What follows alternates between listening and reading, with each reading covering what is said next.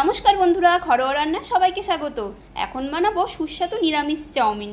এটা খেতে কিন্তু দুর্দান্ত স্বাদের হবে আর ঝটপট রান্নাও হয়ে যাবে। দেখে নেওয়া যাক রেসিপি। চাউমিন আর সয়াবিন একসাথে জল দিয়ে সেদ্ধ করতে বসিয়ে দিয়েছি। আর এখানে এবার বিনস, গাজর টুকরো করে কেটে নিয়েছি, লঙ্কাগুলো কুচি করে নিচ্ছি।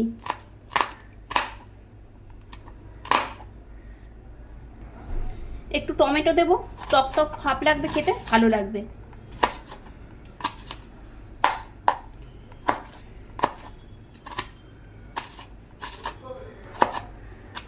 টমেটো ছোট টুকরো করে কেটে নিলাম। এবার রান্নাটা করার জন্য কড়াইতে দিয়ে দিচ্ছি সাদা তেল। এবার কেটে রাখা সবজিগুলো সব দিয়ে দেব পরিমাণ মতো নুন। এবার নেড়ে ভালো করে মিশিয়ে নেব। নিরামিষ চাউমিন হলে কি হবে, এটা কিন্তু খেতে খুব ভালো হয়। আমাদের বাড়িতে সবাই কিন্তু খেতে খুব ভালোবাসে। এখানে আমি কয়েকটা আলুও দিয়েছি, তখন আমি দেখাতে ভুলে গেছি, পরে আলু কেটে নিয়েছিলাম। এবার কিছুক্ষণ ঢাকা দিয়ে রেখে দেব। 3-4 মিনিট পরেই ঢাকা খুলে নিলাম। সবজিগুলো যে নরম হয়ে গেছে, এবার একটু নেড়ে ভেজে নেব। দিয়ে দিলাম সেদ্ধ করে জল ঝরানো সেই সয়াবিনগুলো।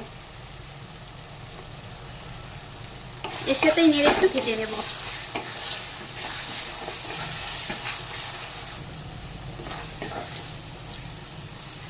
এগুলো ভাজা হয়ে গেছে আর সবজিগুলো সব সেদ্ধ হয়ে গেছে।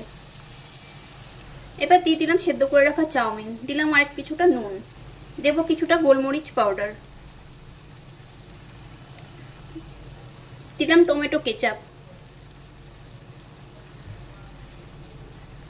অল্প একটু দিলাম সয়া সস, কিছুটা দেব গ্রিন চিলি সস, আর দেব 1 প্যাকেট ম্যাগি ম্যাজিক মশলা। এটা দিলে কিন্তু খুব টেস্ট হয়। এবার ভালোভাবে নেড়ে সব মিশিয়ে নেব।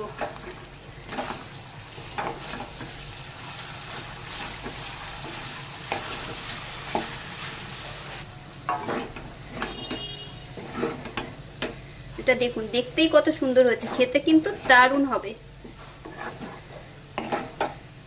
রেসিপি দেখে ভালো লাগলে লাইক, কমেন্ট, শেয়ার অবশ্যই করবেন। আর নতুন বন্ধু হলে বন্ধু হয়ে পাশে থাকার অনুরোধ রইল। তৈরি হয়ে গেল দুর্দান্ত স্বাদের এই নিরামিষ চাউমিন। আপনারা বাড়িতে অবশ্যই এইভাবে বানিয়ে খেয়ে দেখবেন, আশা করছি আপনাদেরও ভালো লাগবে। খুব শীঘ্রই দেখা হবে নতুন কোনো ভিডিওতে। সবাই ভালো থাকবেন, সুস্থ থাকবেন। আজ আসি, কেমন, টাটা।